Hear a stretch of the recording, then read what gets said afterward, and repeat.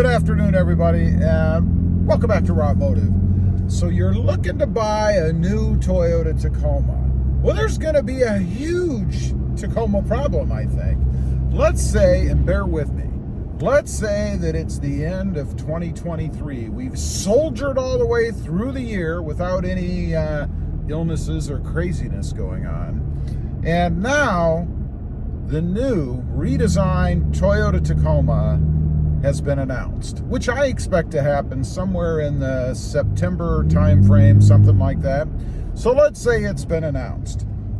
Let's go further and say that it is going to be a 4-cylinder turbo, that's a single turbo, with the new body style that we've all seen out there, right? I mean, I'm sure there'll be some little tweaks and things to it, but if you're an enthusiast and you've been looking at the pictures and little spy shots or leaked photos that have come out, even the doctored ones where people have actually put color on the black and white trucks that you probably have seen, you have an idea of what it's going to look like.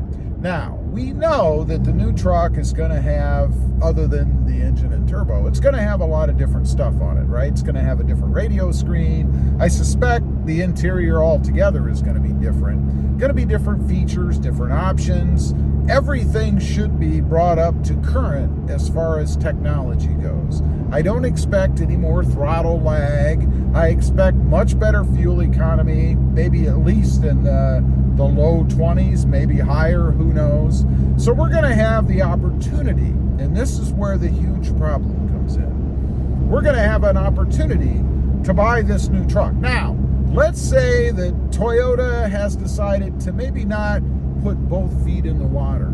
Let's say that they're going to concurrently run or offer a V6, the old style. I really doubt they would slap a V6 in the new body style. They're going to cut the cord there. But let's say that for a short period of time, they're going to continue to offer the V6, the third generation Tacoma, along with the brand new redesigned 4-cylinder turbo Tacoma.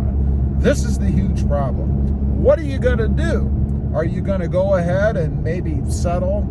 I don't know if you're really settling, but settle for the third gen style just to keep the V6 with its built-in throttle lag and transmission searching issues that everybody complains about? Or are you going to opt for the brand new redesign with all the latest and greatest in it? Granted, that includes the 4-cylinder turbo. Now, there's a couple of things to consider, I suppose. Number one, the third generation is proven. For whatever it is, it's proven. You're going to get what you're going to get. It's a known commodity. You know, it's reliable. You know, it's horrible on gas mileage. You know, it has built-in lag, but you know all of that going in. So I don't expect anybody that would be willing to do that to complain about it after the fact. It's not like it's a secret.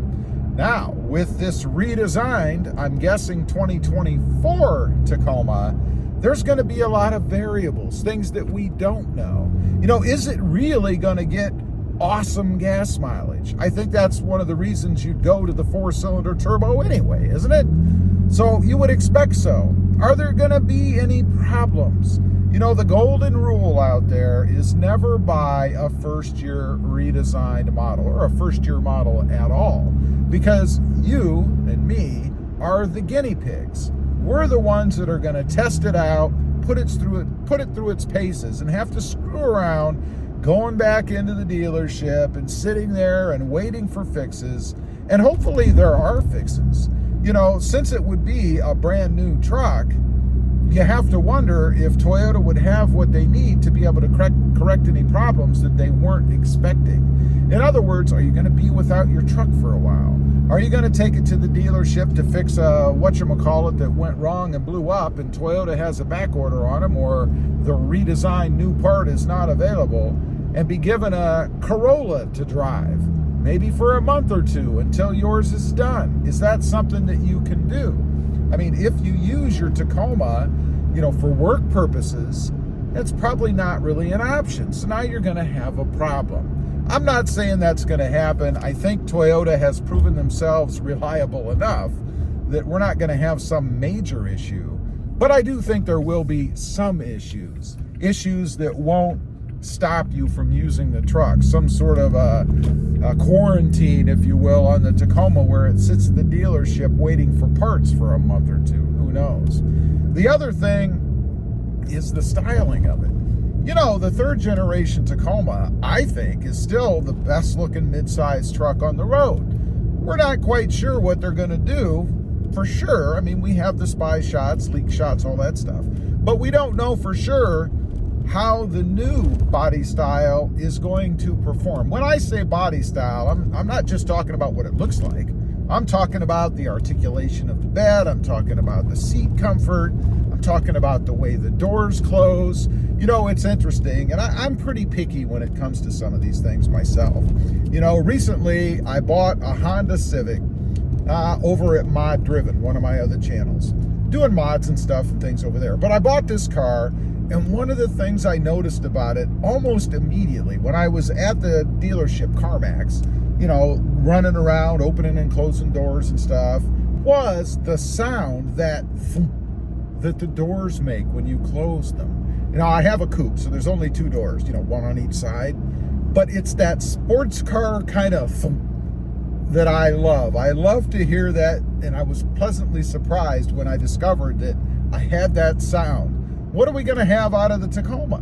Is it going to be a metallic thud? You know, I bought a Tundra, or actually it wasn't a Tundra, it was an F-150 a few years ago, and when I shut the driver's door, you could actually see the metal in the door move. It was so thin and cheap, you could see it move around from the pressure, you know, when you shut the door, or just the impact when it actually latched.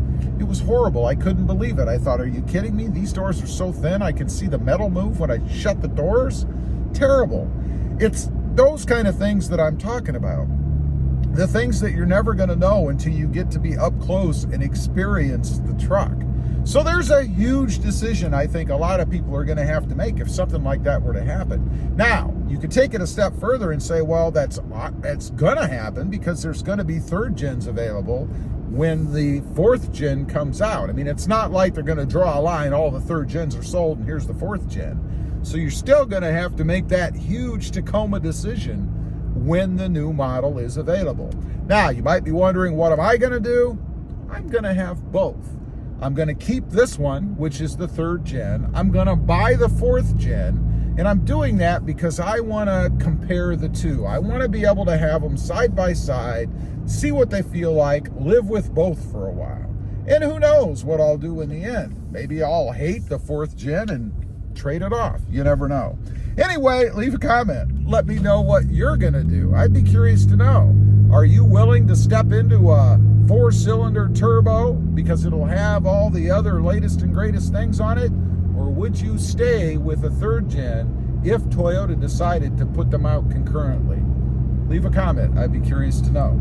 Also, real quick, I do have 2 additional channels.